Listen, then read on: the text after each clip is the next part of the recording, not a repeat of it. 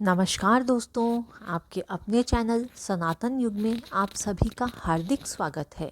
दोस्तों, इस वीडियो में हम सुनेंगे शनिवार के व्रत की कथा शुरू करने से पहले आप सभी से रिक्वेस्ट है कि अगर आपने इस चैनल को सब्सक्राइब नहीं किया है तो रोज़ के अपडेट के लिए चैनल को सब्सक्राइब ज़रूर करें और वीडियो को अधिक से अधिक लाइक और शेयर करना ना भूलें। इसके साथ ही घंटी बटन को ज़रूर दबाएं ताकि आपको मेरे आने वाले नए वीडियोस का नोटिफिकेशन सबसे पहले मिल जाए। आइए दोस्तों, अब शुरू करते हैं शनिवार के व्रत की कथा। इस दिन शनि देव की पूजा की जाती है। काला तिल, काला वस्त्र, तेल, उड़द शनि भगवान को बहुत प्रिय है, इसलिए इनके द्वारा शनि भगवान की पूजा की जाती है। शनि की दशा को दूर करने के लिए यह व्रत किया जाता है। शनि श्रोत का पाठ भी विशेष लाभदायक सिद्ध होता है। आइए अब सुनते हैं शनिवार के व्रत की कथा। एक समय सूर्य, चंद्रमा, मंगल, बुध, बृहस्पति, शुक्र, शनि, राहु और केतु इन ग्रहों में आपस में झगड़ा हो गया कि हम सब में से सबसे बड़ा कौन है। सब अपने आप को बड़ा कहने लगे।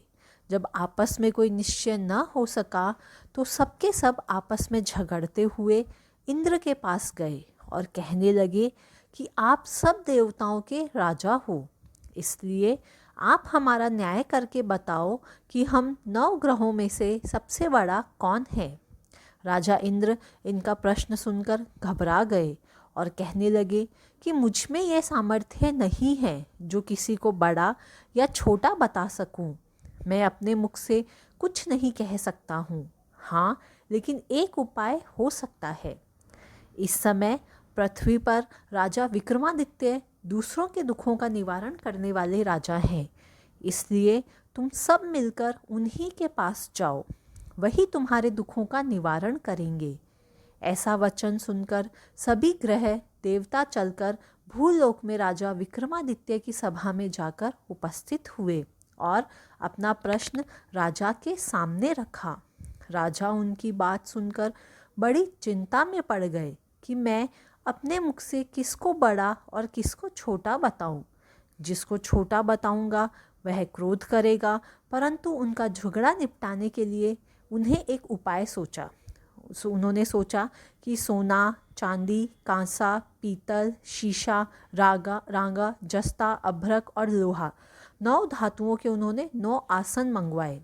सब आसनों को क्रम से, जैसे कि सोना सबसे पहले और लोहा सबसे पीछे बिछा दिया गया। इसके पश्चात राजा ने सब ग्रहों से कहा कि आप सब अपने सिंहासनों पर बैठिए। जिसका आसन सबसे आगे वह सबसे बड़ा और जिसका आसन सबसे पीछे वह सबसे छोटा जानिए। तो क्योंकि लोहा सबसे पीछे था और वह शनि देव का आसन था, इसलिए शनि देव ने समझ लिया कि राजा ने मुझको सबसे छोटा बना दिया है। इस पर शनि को बड़ा क्रोध आया और कहा कि राजा, तुम मेरे पराक्रम को नहीं जानते। सूर्य एक राशि पर 1 महीना, चंद्रमा 2.25 महीना 2 दिन, मंगल 1.5 महीना, बृहस्पति 13 महीने, बुध और शुक्र 1-1 महीने, परंतु मैं एक राशि पर 2.5 अथवा 7.5 साल तक रहता हूँ। बड़े बड़े देवताओं को भी मैंने भीषण दुख दिया है।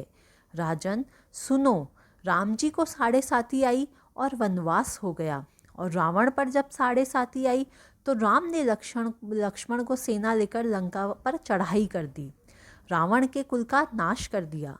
राजा तुम अब सावधान रहना। राजा कहने लगा, जो कुछ भाग्य में होगा देखा जाएगा। उसके बाद अन्य ग्रह तो प्रसन्नता के साथ चले गए, परंतु शनि देव बड़े क्रोध के साथ वहाँ से सिधारे।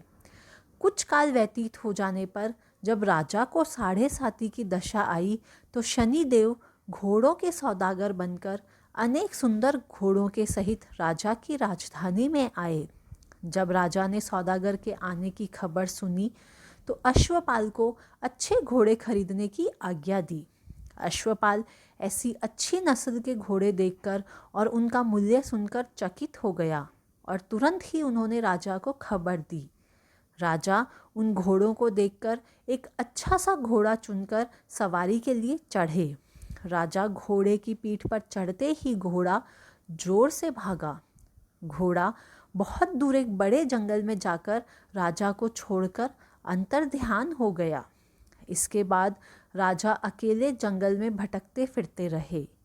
बहुत देर के पश्चात राजा ने भूख और प्यास से दुखी होकर भटकते भटकते एक ग्वाले को देखा। ग्वाले ने राजा को प्यास से व्याकुल देखकर उन्हें पानी पिलाया। राजा की उंगली में एक अंगूठी थी।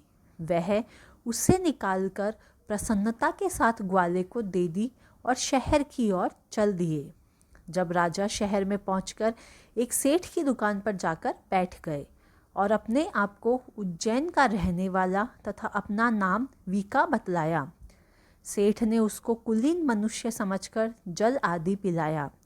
भाग्यवश उस दिन सेठ की दुकान पर बिक्री बहुत अधिक हुई। तब सेठ उसको भाग्यवान पुरुष समझकर भोजन कराने के लिए अपने साथ ले गया। भोजन करते समय राजा ने आश्चर्य की बात देखी कि खूंटी पर एक हार लटक रहा है और वह खूंटी उस हार को निगल रही है। भोजन के पश्चात कमरे में आने पर जब सेठ को कमरे में हार न मिला तो सबने यही निश्चय किया कि सिवाय वीका के और कोई इस कमरे में नहीं आया, अतः अवश्य ही उसी ने हार चोरी किया है। परंतु वीका ने हार लेने से मना कर दिया। इस पर 5-7 आदमी इकट्ठे होकर उसको फौजदार के पास ले आए। फौजदार ने उसको राजा के सामने उपस्थित कर दिया और कहा कि ये आदमी तो भला प्रतीत होता है, चोर मालूम नहीं होता, परंतु सेठ का कहना है कि इसके सिवाय और कोई घर में आया ही नहीं, अवश्य ही इसी ने चोरी की है। तब राजा ने आज्ञा दी कि इसके हाथ पैर काटकर चौरंगिया किया जाए। राजा की आज्ञा का तुरंत पालन किया गया और वीका के हाथ पैर काट दिए गए। इस प्रकार कुछ काल व्यतीत होने पर एक तेली उसको अपने घर ले गया और कोल्हू पर उसको बिठा दिया। वीका उस पर बैठा हुआ जबान से बैल हाँकता रहा। शनि की दशा समाप्त हो गई और एक रात को वर्षा ऋतु के समय वह मल्हार राग गाने लगा। उसका गाना सुनकर उस शहर के राजा की कन्या उस राग पर मोहित हो गई और दासी को खबर लाने को भेजा कि शहर में कौन गा रहा है। दासी सारे शहर में फिरती फिरती क्या देखती है कि तेली के घर में चौरंगिया राग गा रहा है। दासी ने महल में आकर राजकुमारी को सब वृतांत सुना दिया। बस उसी क्षण राजकुमारी ने अपने मन में यह प्रण कर लिया कि चाहे कुछ हो, मैंने इस चौरंगिया के साथ ही विवाह करना है। प्रातःकाल होते ही जब दासी ने राजकुमारी को जगाना चाहा तो राजकुमारी अनशन व्रत लेकर पड़ी रही। तब दासी ने रानी के पास जाकर राजकुमारी के न उठने का वृतांत कहा। रानी ने तुरंत ही वहाँ पर आकर राजकुमारी को जगाया और उसके दुख का कारण पूछा। तो राजकुमारी ने कहा कि माताजी, मैंने यह प्रण कर लिया है कि तेली के घर में जो चौरंगिया है उसी के साथ मैं विवाह करूंगी। माता ने कहा, पगली, यह क्या बात कर रही है? तुझको तो किसी देश के राजा के साथ परणाया जाएगा। कन्या कहने लगी कि माताजी, मैं अपना प्राण कभी नहीं तोड़ूंगी। माता ने चिंतित होकर यह बात राजा को बताई। तब महाराज ने भी आकर यह समझाया कि मैं अभी देश देशांतर में अपने दूत भेजकर सुयोग्य, रूपवान एवं बड़े से बड़े गुणी राजकुमार के साथ तुम्हारा विवाह करूँगा। ऐसी बात तुमको कभी नहीं विचार करनी चाहिए। कन्या ने कहा, पिताजी, मैं अपने प्राण त्याग दूंगी, परंतु दूसरे से विवाह नहीं करूंगी। इतना सुनकर राजा ने क्रोध से कहा, यदि तेरे भाग्य में ऐसा ही लिखा है तो जैसी तेरी इच्छा हो वैसा ही कर। राजा ने तेली को बुलाकर कहा कि तेरे घर में जो चौरंगिया है उसके साथ मैं अपनी कन्या का विवाह करना चाहता हूँ। तेली ने कहा कि यह कैसे हो सकता है? कहाँ आप हमारे राजा और कहाँ मैं एक नीच तेरी। परंतु राजा ने कहा कि भाग्य लिखे को कोई नहीं टाल सकता, अपने घर जाकर विवाह की तैयारी करो। राजा ने उसी समय तोरण और बंधनवार लगवाकर अपनी राजकुमारी का विवाह चौरंगिया विक्रमादित्य के साथ कर दिया। रात्रि को जब विक्रमादित्य और राजकुमारी महल में सोए तो आधी रात के समय शनिदेव ने विक्रमादित्य को स्वप्न दिया कि राजा, कहो मुझको छोटा बतलाकर तुमने कितना दुख उठाया। राजा ने क्षमा मांगी।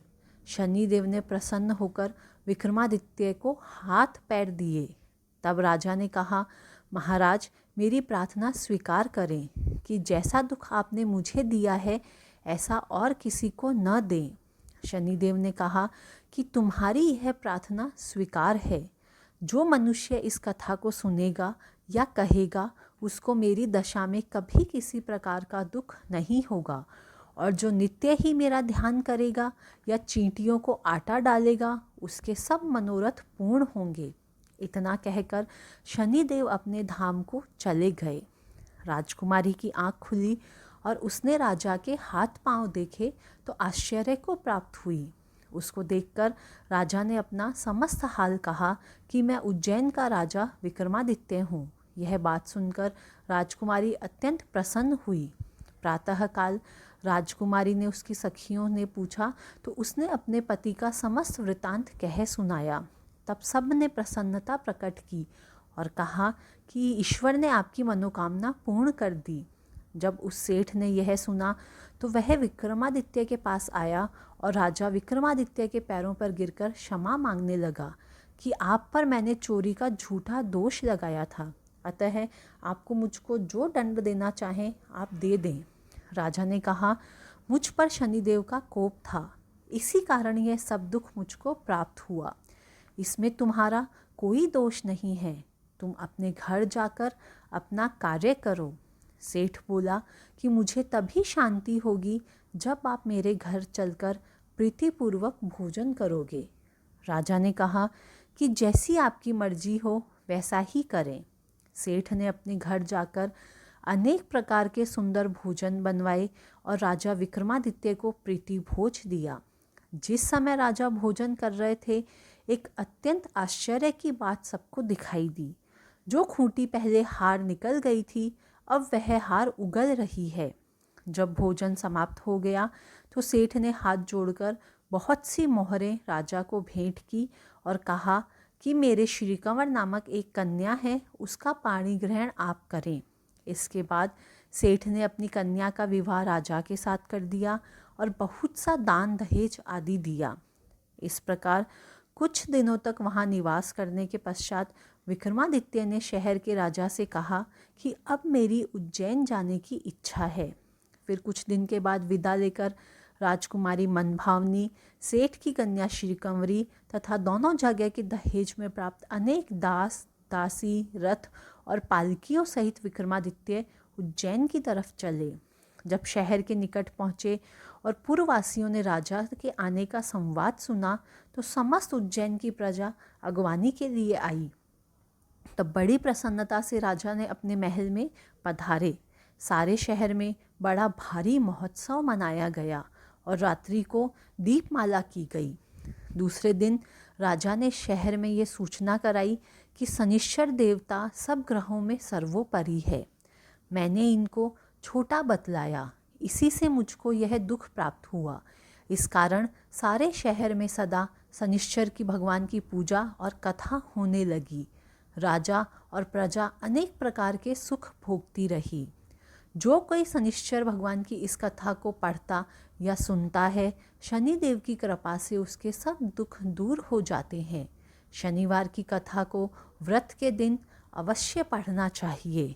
ओम शांति। इति श्री शनिवार व्रत कथा समाप्त।